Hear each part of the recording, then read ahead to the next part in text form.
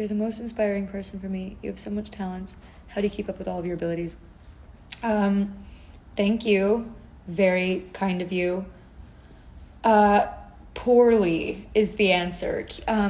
You are right, actually, to ask that question. Get away from me. Thomas always tries to fuck me up when it comes to lives. He's looking at me like he's the worst. Stop! I'm walking over to this. Stop looking at me. Oh my god. Him and his newly blonded hair. Yeah. Singing is something that you have to keep up. Singing is something that you have to do continually. So normally I'm really bad at it because I've been in quarantine, I've been singing a lot, and so I feel like my voice is in like good shape, while also it's a bit, you can hear the damage. It's a bit smoky, it's a bit damaged. It's like in really good shape, if that makes any sense, because the voice is a muscle, so the more you use it healthily, the more kind of like tricks you can do with it, if that makes any sense. So yeah, just setting time aside and doing that, whatever your passion is, like putting the work in and things like that. I'm about to attempt to teach myself piano, honestly, because I always have, these are my real nails, and I always have long ass nails, except for this one that you guys saw that she broke. And I can't play guitar with them. How stupid is that? Like, I just always have long nails, and so I can't I literally was like, well, I'll never be able to play guitar with long nails, so I might as well get a keyboard if I'm gonna do covers at home. So stupid. But yeah, so you just gotta keep up with them. You gotta invest in your talent and things like that. Oh God, I keep covering the mic. I'm so sorry. Sorry.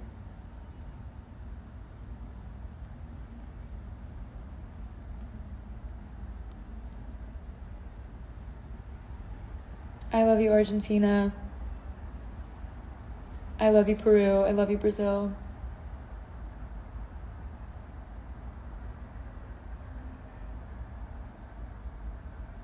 Okay, guys, I'm gonna take a couple more questions and then I'm gonna leave. This has been a very long live. Do you think it's possible to lose your passion as it becomes your job? Good question, G. Yeah, I do.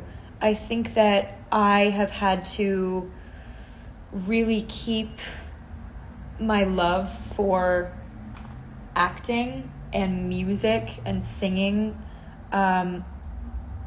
alive, because this job can become very corporate and very like mechanical. Like, this is very much, Hollywood is very, very much a job. It is not like a normal job in the sense, there's no really 9 to 5 and all these things like that. Obviously it's different in that sense, but it's much more of a job than I think people think. It requires a lot more work. It's a lot more political. It's not as like artistic as I would have thought when I was younger, in a lot of ways, but then like as it's just kind of handed to you. But you can make it artistic again. You can make it, passion based again, rather than like entirely political and entirely scary and entirely like, oh God, I think when you stop thinking about other people's opinions as much and you remember the art that you wanted to make when you first got into it, that helps.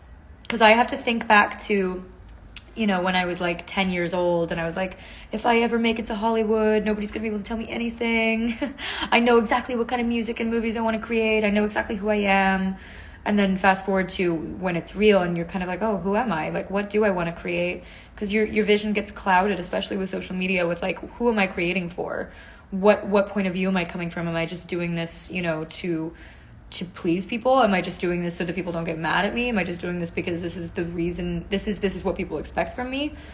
And that's really not fun. That's really not a healthy place to be creating from. And you'll never create anything authentic to yourself. And you will end up hating it. And so that's kind of what I've had to do over the last year, is divorce myself from public opinion, what people want, what people think, a Disney star is meant to do, or where they thought my career was going to go, or all these things. I have to be like, That's like far away from me. That's got nothing to do with me. And I have to kind of rewrite it for myself.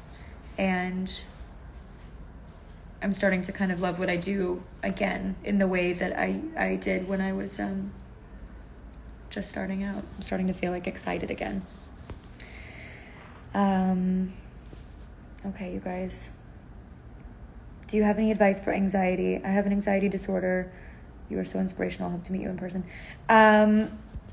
Thank you. Yeah. So I have something called chronic PTSD, which is what happens when you have had a number of traumatic events repetitively in your life. And either before that or because of that or splintered off from that, I also have depressive tendencies and OCD tendencies and really, really bad anxiety. I guess I would say my best tips to deal with that would be, it's so hard because it's so individual, isn't it? I used to really feel like there was a kind of like a one size fits all, like hackable tip list, and I don't think that there is. I think that it's a case by case basis. I think that what works best for you is what works best for you. I can say that sunlight is good for every human being. Like natural sunlight does hack a chemical in your brain. It will help you to not be in the dark all day. It will help you to be more in touch with nature, even if that is literally just like opening up a window. You know, I'm not going to pretend that I'm like out in nature all day every day, because I'm definitely not. But things that your body chemically is meant to receive is always a good sort of combative thing.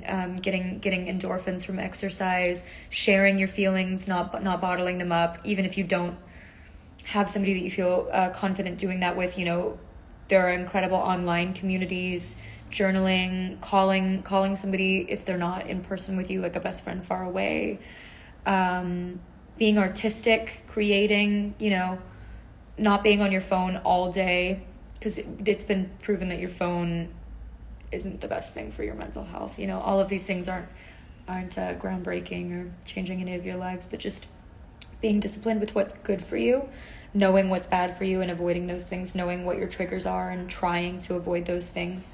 But again, it's not a one size fits all thing. I hope that my fans have a good relationship with themselves, and maybe some of you have access to things like therapy. Right now is a really good time to be doing FaceTime therapy. I have therapy every week. You know, things like that. Maybe caffeine, staying away from caffeine.